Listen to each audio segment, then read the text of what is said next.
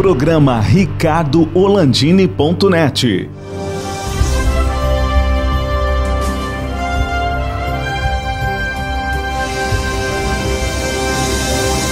Alô amigos, estamos começando mais um programa RicardoOlandini.net. Hoje nós vamos contar a história do icônico garçom do Bar do Beto.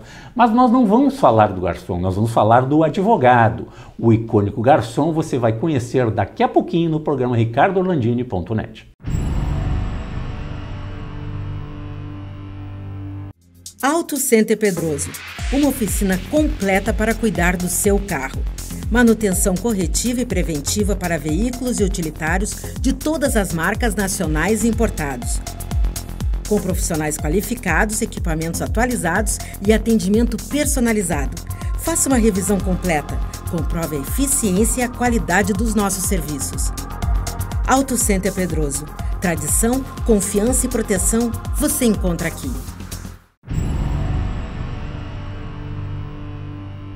Pois eu falei que nós íamos falar com o icônico garçom do Bar do Beto. Tudo bem, Dinarte Valentini? No meu programa.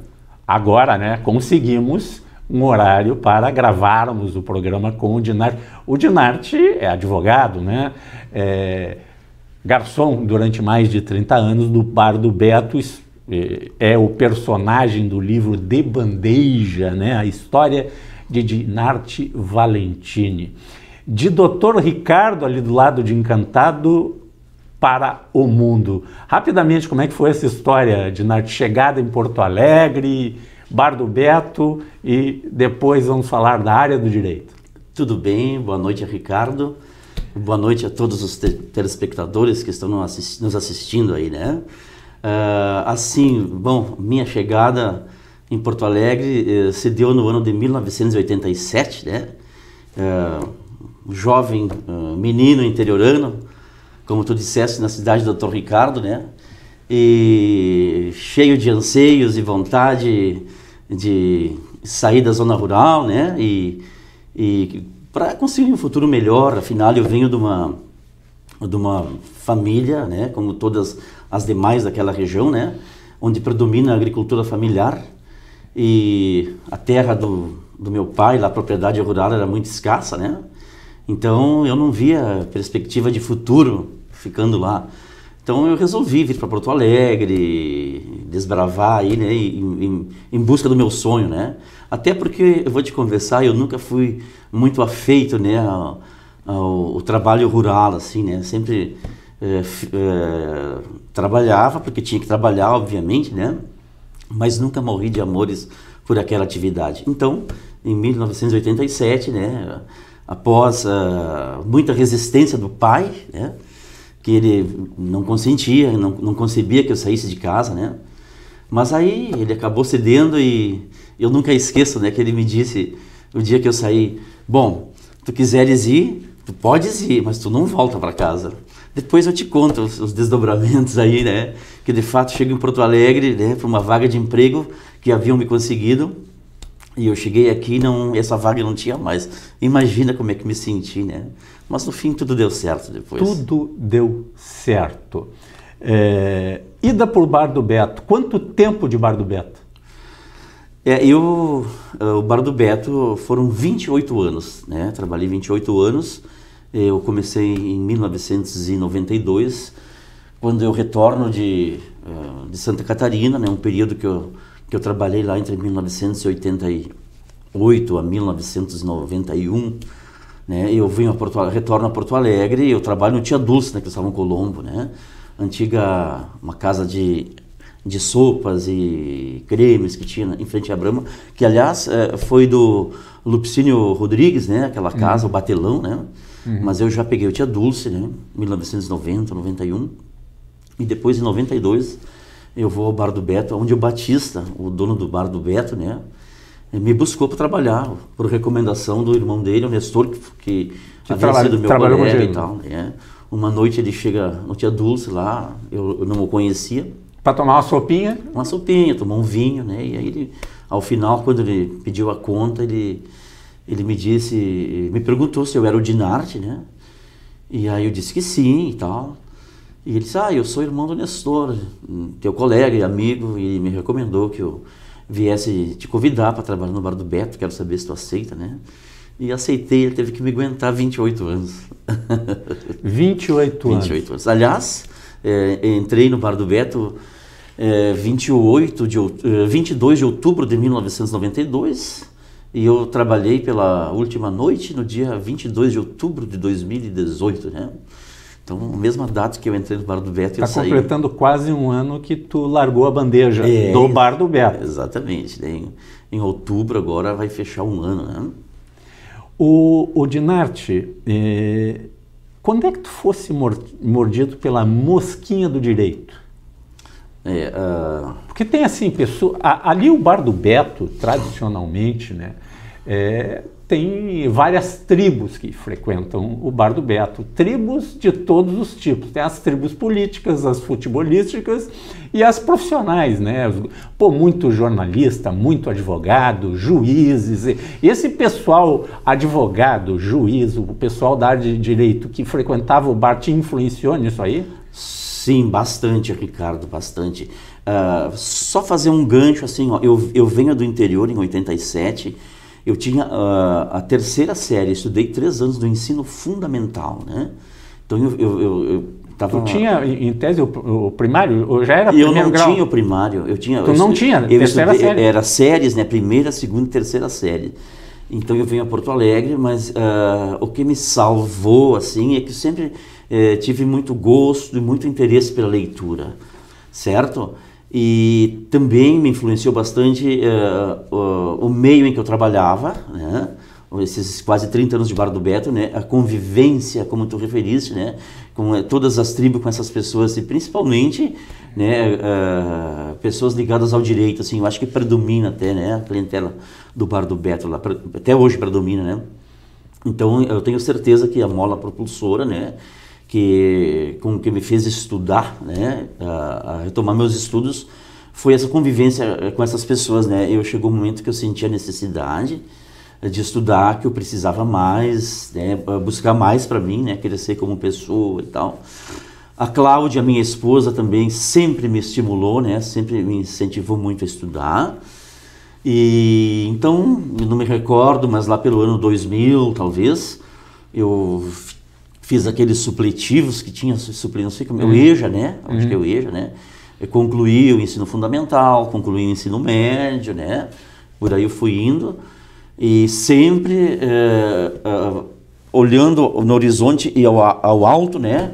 Uma alternativa para mim sair da noite, né? Então, me dei conta que para mim sair da noite, eu teria que me qualificar em alguma profissão, certo?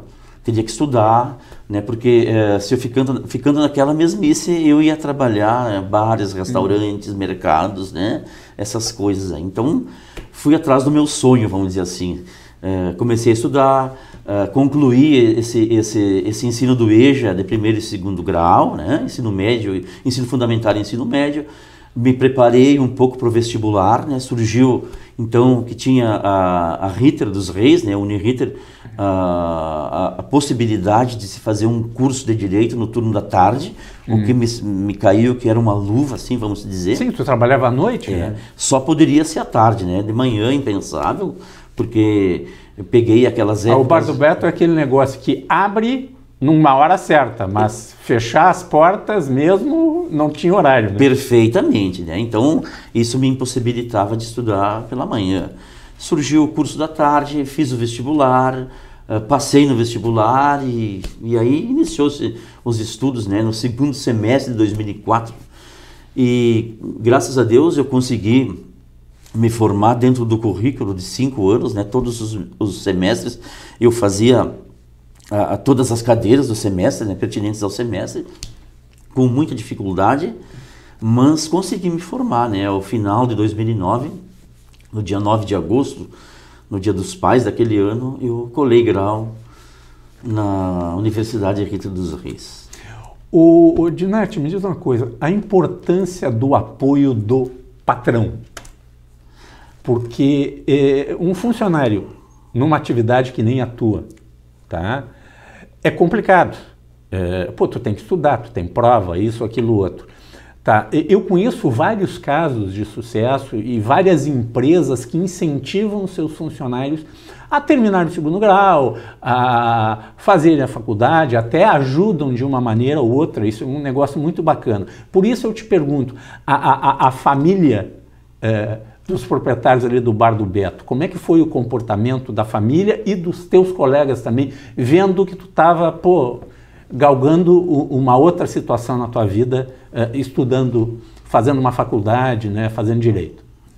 Eu tenho para mim e tenho certeza que dificilmente alguém vai ter um trabalho, como é que eu vou te dizer, Ricardo, assim, numa empresa igual eu tive, certo? Com o apoio que eu tive. Eu poderia te linkar várias particularidades que ocorreram lá enquanto eu lá trabalhei e era estudante, né, de direito. Tive todo o apoio da empresa, né, do Nestor, do Batista e do Fábio, incondicional apoio, né?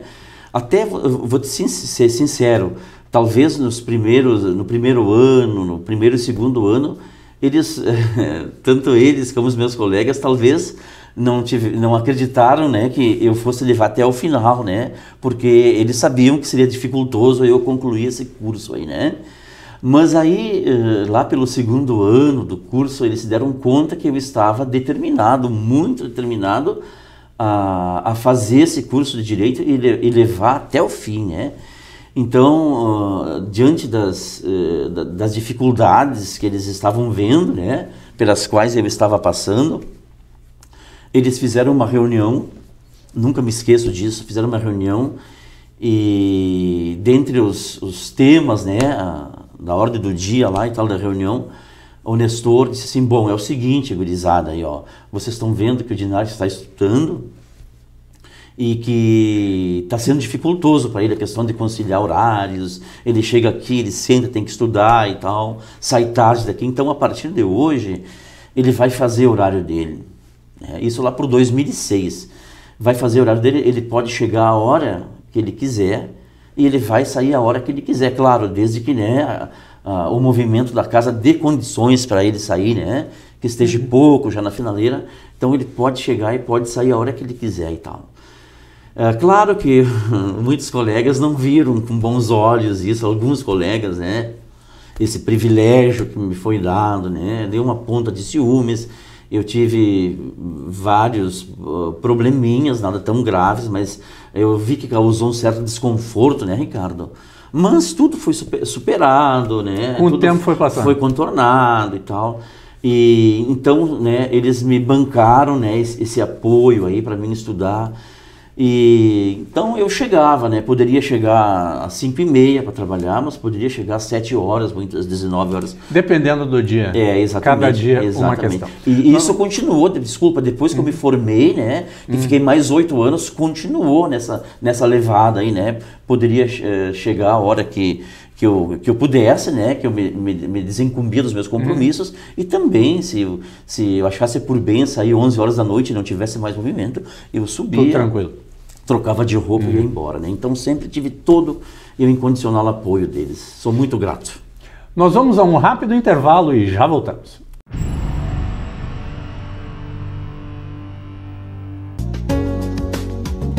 Há mais de 50 anos, o restaurante Prince oferece a seus clientes o original sanduíche aberto, os filés à milanesa, recheado, grelhado, com molho de nata, acebolado ou alho e óleo. Aberto nas noites de segunda a sábado, é perfeito para o happy hour e jantares entre amigos e família. Restaurante Prince, Dom Pedro II, 1469. O endereço pode parecer novo, mas a mostarda continua muito forte.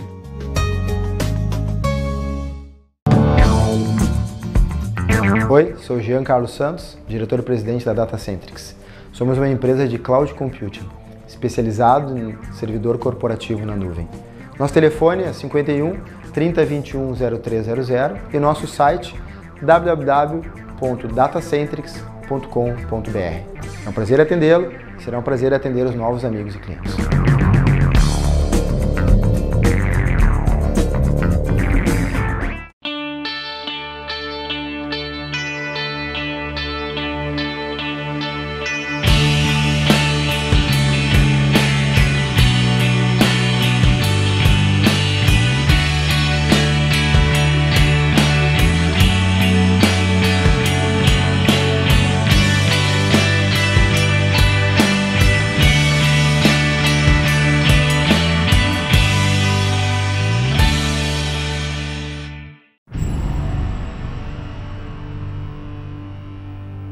Voltamos com o programa ricardoorlandini.net, estamos conversando com o Dinarte Valentini, que é advogado, né?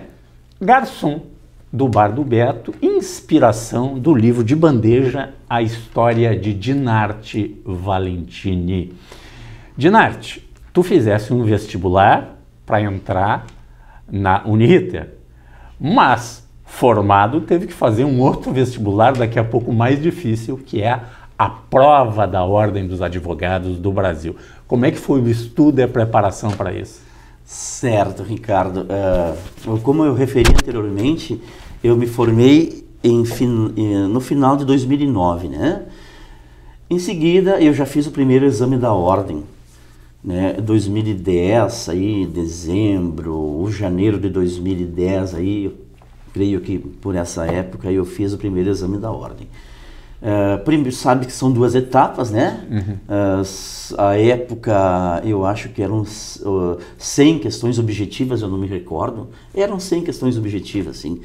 E eu passei super bem da primeira fase, com aproximadamente 80%, né? Para mim foi um fato, assim, né? Não pensava alcançar tanto, certo? Passei super bem. Aí depois veio a prova discursiva, né, escrita e tal, e aí eu quis me aventurar, sair da faculdade, né, apaixonado pelo direito penal, e disse, vou escolher essa área penal aí para mim fazer a prova discursiva lá. Não deu nem para largar, né, reprovei total, né, me deu uma tristeza, assim, né, achei que o mundo tinha desabado. Aí, a época tinha... Hoje em dia, se tu aprovar na primeira fase e reprovar na segunda, tu pode aproveitar a primeira fase. A época não podia, tinha que se inscrever e refazer tudo de novo, né?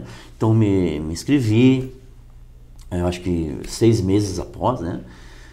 Passei na primeira fase, não com tanta vantagem assim, mas cheguei nos 63%, 64%, passei folgado, como diz o gaúcho, né? E aí eu fiz um cursinho preparatório para a segunda fase no IDC, acho que extinto IDC agora. E fui lá escolhi outra área, direito do trabalho, processual do trabalho, e aprovei, né? Te desse bem? Me dei bem, aprovei, né? Graças a Deus. Tá, nós falamos da mosquinha azul que te mordeu, foi lá no Bar do Beto, lá com as tribos todas aquelas, tu começou a gostar da área do direito, juízes, advogados, promotores, né, pessoal do Ministério, todo mundo frequenta lá o Bar do Beto, né? Quem foi que te inspirou para vou fazer direito? Na verdade... Quais as pessoas que te influenciaram? Assim, ó, como eu referi anteriormente, eu convivia, né, no meio de pessoas, grande parte delas ligadas ao direito, advogados, promotores, defensores, juízes, né? Então sempre trocando ideias, sempre conversando, e todos eles me instigando que eu fosse estudar, não necessariamente direito, mas que eu fosse estudar, que eu fizesse... Fazer um curso superior. Um curso superior, né? E me apaixonei, né? Me apaixonei pelo direito, nessas conversas, né? Eu senti que acabei pendendo para esse lado. E depois, né, à tarde, para mim estudar à tarde não tinha muita opção, né? A Uniriter era a única que possibilitava se fazer um curso à tarde, e era direito, exclusivamente direito, não havia outro curso, né? Se tivesse, talvez história, que eu sou apaixonado, talvez tivesse feito história também. Mas isso é para um curso futuro aí que eu pretendo fazer. Mas ainda, estudando na Uniriter, tu conseguiste fazer um estágio, começou a fazer estágio num escritório, que hoje parece que como é que foi essa história? Na verdade, eu conheci o Dr. Jarbas Castelo Branco, que é meu colega até hoje, né? Somos colegas de escritório, um menino Deus aí. À época ele tinha escritório no centro, na Galeria Edith, e conheci antes de me formar, e logo a gente teve uma afinidade, assim, né? Um cara que vinha fazer um happy hour lá e tal. E nas nossas conversas, onde ele me tirava todas as dúvidas, quando eu descobri que ele era advogado, um dia ele me disse, olha, Dinarte, se tu quiseres estagiar ou trabalhar, o meu escritório está à tua disposição, inteiramente à tua disposição, né? E então, antes de me formar, eu já fazia algumas coisas com ele, né? Todas as ações. O que deu mais gosto ainda. Mas te confesso que eu não tive muito tempo para fazer estágio, não, né? Ia para lá. Alguns dias que eu não tinha aula, finais de semana, os sábados mesmo, ia ao escritório fazer alguma coisa, mas não tive muito tempo para estágio, né? Em face de trabalhar à noite, estudar à tarde, eu tinha que dormir de manhã, né? Tinha que dormir alguma coisa. Dinarte, rapidamente, tá? Já estamos aí na segunda metade da metade do programa, tá? Qual é a área que tu atua no direito? O foco? Certo. Nós atuamos em 3 frentes do direito lá, eu e o meu colega Jarvas Castelo Branco, né? Direito de família e sucessões, imobiliário, aonde o Jarvas sempre trabalhou nessa área, é um cara que advoga há quase 50 anos, então ele sempre atuou. E consumidor também a gente faz, né? Quando há algumas demandas interessantes a gente faz. E eu dividimos as tarefas no escritório, né? E eu faço a parte de trânsito, direito de trânsito. Eu comecei a fazer algumas ações há pouco mais, aproximadamente 2 anos, pouco mais, pouco menos. E hoje eu faço 30, 40 ações por mês na área do direito de trânsito, que são muitas as demandas, Ricardo, né? Como é que eu vou te dizer assim, tu pode me perguntar, mas o que é que tem nessa área de trânsito para fazer, né?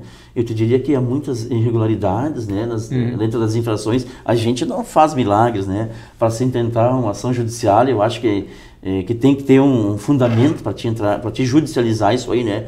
Tem que haver uma nulidade, uma irregularidade, e são muitas, eu diria que são muitas, né? Desde notificações, que eles não expedem as notificações, né? Porque todo mundo, né, quer seja no âmbito judicial ou administrativo, tem que ter o direito garantido constitucionalmente, né, a ampla defesa, o contraditório. Ninguém pode ser julgado, ter um processo administrativo à revelia, né? Então acontece muito isso. Às vezes as pessoas, os motoristas, né, que me procuram, eles chegam e dizem, olha, eu tô com a minha carteira cassada, eu nem sabia, né? Ou eu tô com 20 pontos na minha carteira e eu nem sabia, eu jamais fui notificado. Aí a gente tem acesso a todo o histórico da multa, né? E de fato tu vê que a pessoa não foi notificada, ou foi expedido uma notificação para um endereço errado, né? E essa pessoa é julgada à revelia e isso gera uma nulidade, né? Tu consegue uma tutela antecipada, né? Uma ação super rápida, assim, né? Então, em 20 dias, às vezes, a gente consegue que o cara consiga reaver a carteira de habilitação dele. Nós temos uma situação peculiar, né? Porque é autuado o veículo. E o veículo tem, teoricamente, um motorista vinculado. Isso não quer dizer que foi esse motorista que estava dirigindo. O carro é meu, só que é tu que estava dirigindo. Eu vou receber a multa na minha casa, só quem estava dirigindo é tu. Daí tem todo aquele trâmite para tu mudar e tu pegar os pontos ou não. Se eu relaxo, né? Sim. Assim, ó, Ricardo, nesse ponto há multas, né? Alguns tipos de multas que são do proprietário do veículo, certo? Mas aí são mais multas do veículo, placas, né? Enfim, né? Alguma característica do veículo, né? Que não está de acordo com a lei, né? E tem algumas multas, claro, que são do condutor, que tem que ter, que são passíveis de transferência, então, né? Aí vem a multa, vem a notificação da autuação e tu pode fazer indicação de condutor dentro do prazo estabelecido por lei lá, né? Então tem algumas que são passíveis de transferência de sindicar o condutor, né? E outra coisa que é muito importante que tu falaste, Ricardo, então, né, exatamente nesse ponto aí, quando o motorista, eu não estou falando de multa eletrônica, de pardal, de controlador. Está falando da presencial aqui. Presencial, né? Imaginemos que tu estejas dirigindo o meu carro lá e que o agente de trânsito, ele te para na via ou na rodovia lá e diz assim, olha, Ricardo, eu vou te multar porque tu incorreste numa infração, então tu tem que ser notificado. Veja bem o que eu disse antes, né? Tem que haver a notificação para o proprietário, porque ele, de regra, né, a multa pecuniária fica vinculada ao veículo, né? Mas a pontuação vai para a tua carteira, né? Então tu tem que ser notificado também dessa pontuação porque dependendo da... Quer dizer, tu que é o proprietário e eu que sou o condutor... Ambos têm que ser notificados. E os pontos têm que ir para mim e não para ti. Claro, se ele pegou, se uma vez que o agente de trânsito pegou a tua habilitação, te autuou, né? Ele não pode autuar só o carro e o proprietário do carro. Ele vai autuar o condutor, né? O condutor. Ele tem que botar os pontos no condutor, certo? No condutor, exatamente. E para isso tem que ser notificado, né? Para fazer a defesa de multa e, enfim, Maravilha. Tem vários desdobramentos, né? Várias vias administrativas aí, né? Dinarte, temos muito tempo para conversar, mas está terminando o programa. Para entrar em contato contigo, algumas dicas sobre essa área do trânsito especificamente. Sim, eu creio que posso deixar internet ou telefone? Sim, pode ser por e-mail, ou pode ser por telefones, né? O meu e-mail é Valentini, o meu sobrenome, né? Valentini, ADV de advogado, valentiniadv5@gmail.com, ou meu telefone 99427-8940, né? Área 51 Porto Alegre, ou 3224-0394. Estamos à disposição. Obrigado, Dinarte. Até uma próxima oportunidade. Nos vemos daqui a pouco, não com a bandeja no Bar do Beto, mas lá vamos fazer um happy hour qualquer hora lá com o nosso amigo Nestor, né, e seus irmãos ali no Bar do Beto. Obrigado pela tua presença. Muito obrigado. Um privilégio participar do teu programa aí. Um abraço. Tá certo. Obrigado. Até um próximo programa.